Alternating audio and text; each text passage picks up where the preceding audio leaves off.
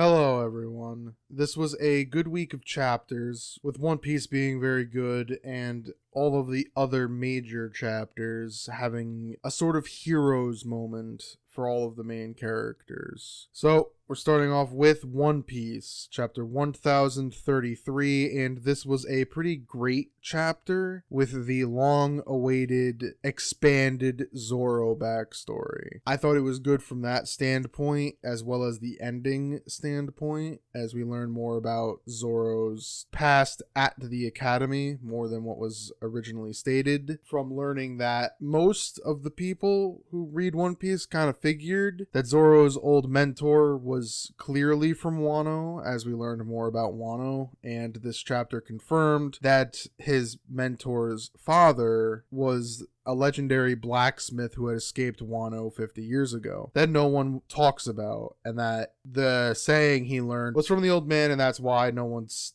allowed to say that, because he broke the laws and left Wano 50 years ago before Odin did. We learn more about him and the family sort of as a whole, as well as the relationship between swordsman and sword, and where Zoro got his fearless nature of respecting and wanting to test out swords and learn their personalities. We learned all that, which was good, and Zoro figured out that the sword Enma was the very sword the old man had forged in his youth, and the story that Zoro learned from him. It ends up making more sense why Kuna's father wouldn't let her become a swordswoman, because to him they're still sort of in the backwards Wano type mindset. So a lot of it now makes a lot more sense. I think most people could have figured it out, and by this point, if you hadn't, this now confirms everything. The continued relationship and everything, and meeting the blacksmith Shimotetsuki Kozabaru. We get to see that in the backstory and all sorts of the blacksmith who made both swords, Enma and Kuna's sword. And at the end of the chapter, Zoro is now resolved to master all of his swords and learn pretty much more about them. And because of that, he kind of unlocks his conqueror's haki, and King asks him if he intends to become king, and Zoro finally readily admits that yes, he does, to keep a promise to a friend and his captain. So that was the chapter. It was pretty great overall. I think I'll give this chapter an A. It was great seeing the backstory and the confirmation of Zoro's ambition. I saw on Twitter, I believe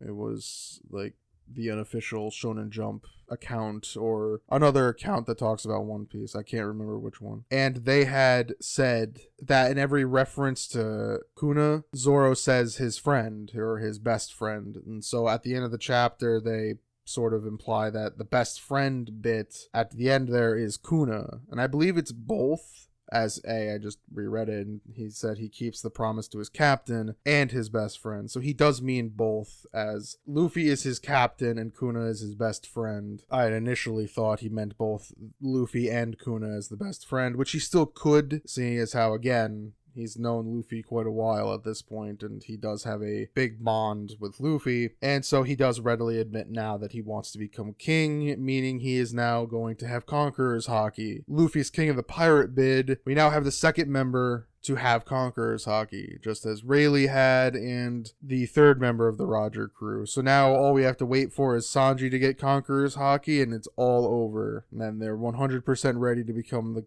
Pirate King crew. But it is cool for Zoro to finally readily know that he has Conqueror's haki and to kind of utilize it, as now it makes him even more powerful than before. As also this whole chapter showed that King is extremely powerful. Even Queen admits it. And we learn that he is a part of another extinct race that seemingly died out despite the fact that they can live in almost any environmental hazard. So it'll be interesting to see how Zoro wins this fight in the end, but he seems more resolved and stronger after coming to terms with the fact that he's going to have to tame Enma in any way he can, showing that he needs more strength than he had before. So I wonder if they're going to go back to this fight in the next chapter, or if it's going to move on to something else, like the Orochi and Komurasaki bit that had no explanation this week, or Luffy and Kaido, or any of the other fights going on. I wonder if he'll break away again, or if we get the conclusion of Zoro and King before the ending of Queen and Sanji, and then the rest of the stuff going on. So I could see it happening that way, in a sense, which would be good. But for now, getting Zoro's power-up moment is pretty hyped, and I look forward to seeing if Zoro just 100% uses some new awesome technique with his Conqueror's Haki. So now we're on to Black Clover, chapter 315, and this was a ridiculous but good chapter, as the Black Bulls are in their Megazord of a home base, taking on the jelly monster of Lucifero. The battle seems to be intense, as the gravity magic is too much for pretty much everyone to handle, as they all try to find a way to get Yami and Vengeance out of the innermost part of Lucifero, as he seemingly has fused with the tree. This leaves it that pretty much everyone's in trouble, and the big mecha battle is struggling, as even Fuegoleon and Marioliana struggle to try to blast a hole into Lucifero as well, though it doesn't seem to last very long. Even the Black Bull's mech seems to struggle against the gravity as well, crumbling to pieces every so often. And with everything looking as desperate as humanly possible, we see the drawing of Yami's sword from the Grimoire of Asta, and we see that Asta is about to learn from the Book of Yami and save the day with some cross-country slash, while Lucifero won't be able to detect him, because of course it will. I have hope that Yami's magic is implanted in his sword, so it's a dark dimension slash of anti-magic, just to really shake things up in the insanity department. But that was the chapter. Overall, I think I'll give this one a B. It was good seeing the ridiculous nature of a mech versus kaiju battle in Black Clover, and it ended up being fairly entertaining, just seeing a giant blob of flesh versus a giant stone bull.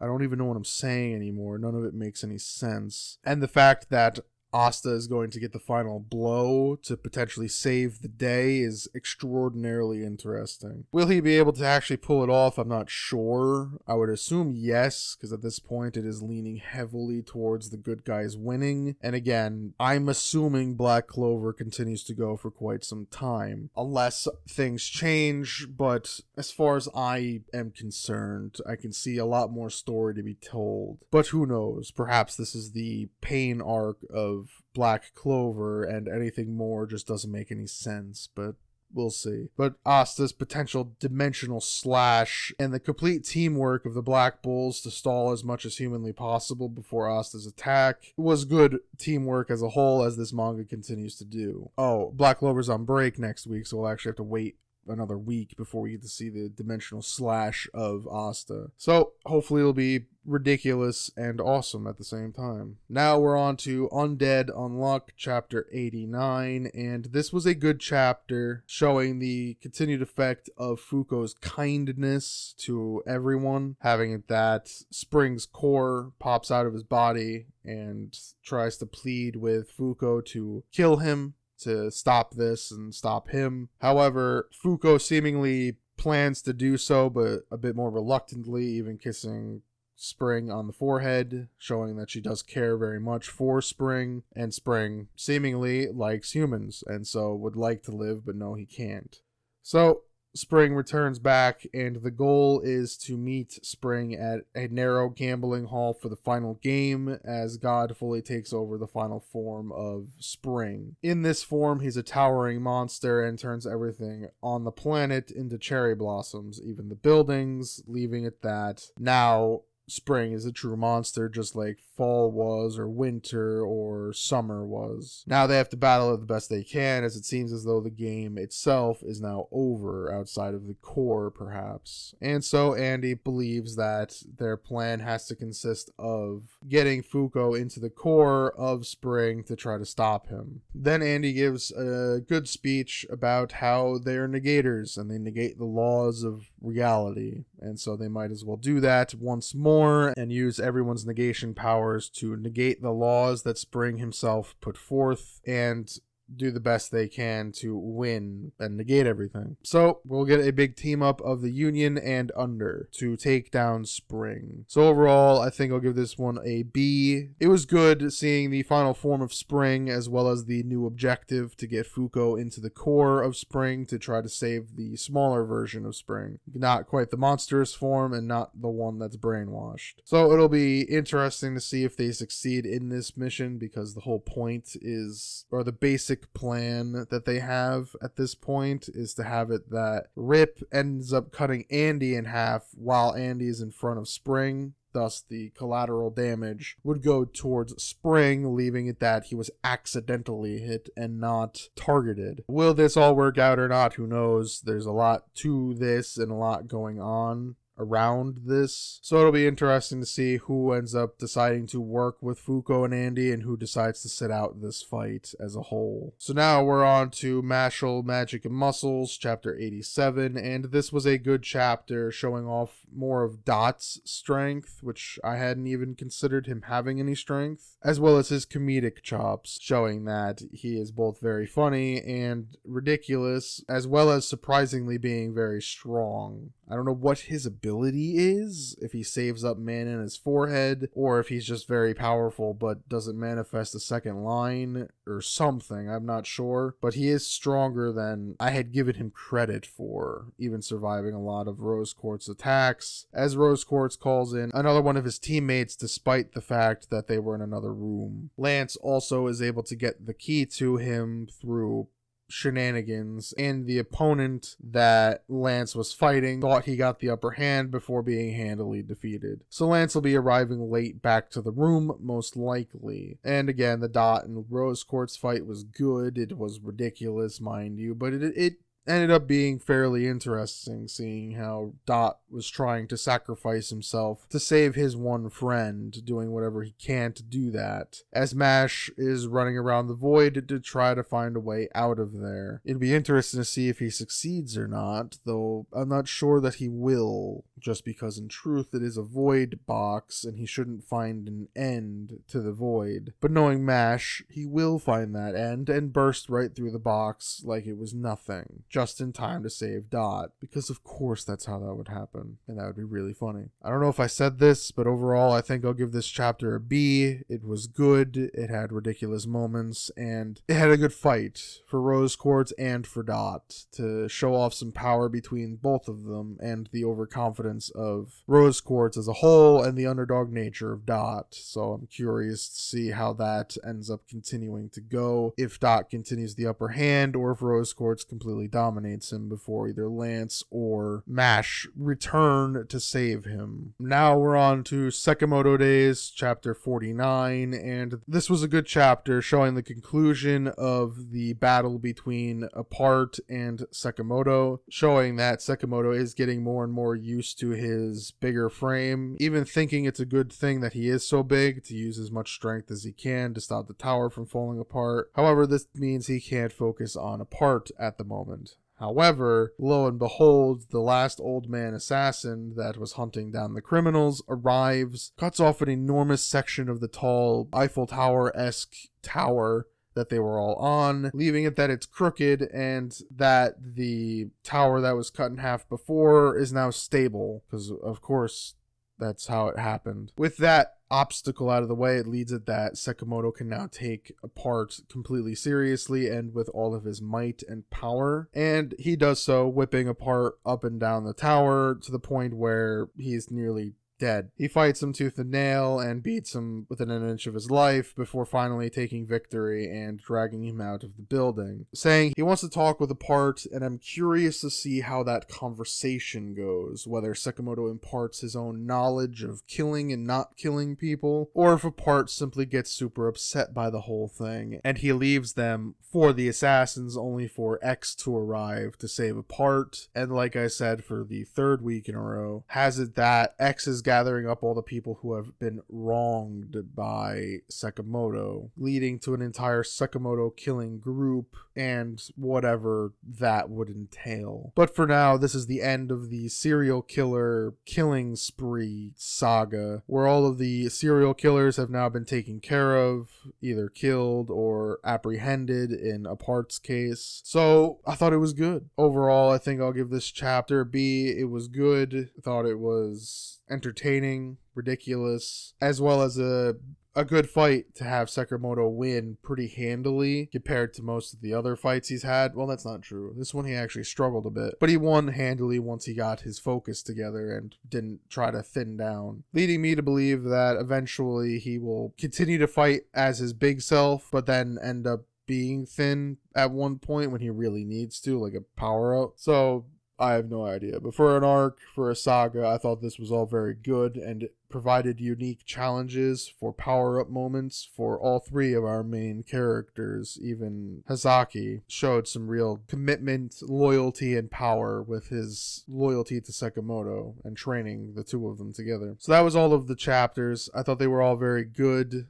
I thought One Piece was great, showing the backstory and Zoro's hero moment. Sakamoto Days and Undead Unluck had their main characters start rallying a bit with victory on their mind as well. And Black Clover and Mashle was gearing up towards the triumphant moment of their hero's final quote-unquote strike. Black Clover more in that instance than Mashle, but Mashle's trying to break out of prison in a manner of speaking. So as for the minor chapters, my hero was mid. They revealed the traitor, and I've said it to myself many times, but Horikoshi has no idea who the traitor was supposed to be, and is just making this up at this point, because now it makes the invisible girl who is the traitor. She probably was a Nomu from the beginning and was just acting, meaning that she wasn't a character we ever were supposed to know. And it's sort of a really ugly cop-out, as well as